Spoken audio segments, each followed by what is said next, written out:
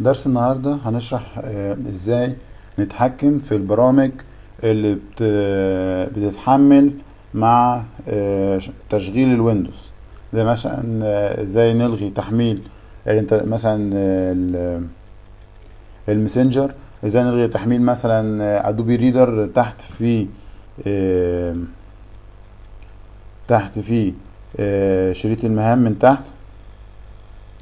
ازاي نلغي البرامج اللي بيتم تحميلها مع شريط الادوات اللي تحت ده.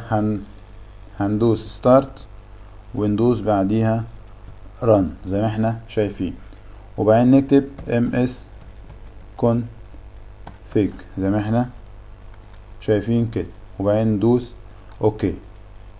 طبعا هيظهر لنا هنا نورمال ستارت اب، دايجنوستيك ستارت اب، سيلكتيف ستارت اب.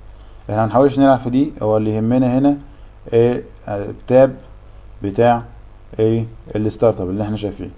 طبعا احنا كمان مش مسطبين حاجه في الجهاز، فمش ظاهر برامج بتتحمل على الجهاز. فاحنا ممكن عندنا مثال، هندوس ده وبعدين نقول له ابلاي وبعدين ندوس كلوز.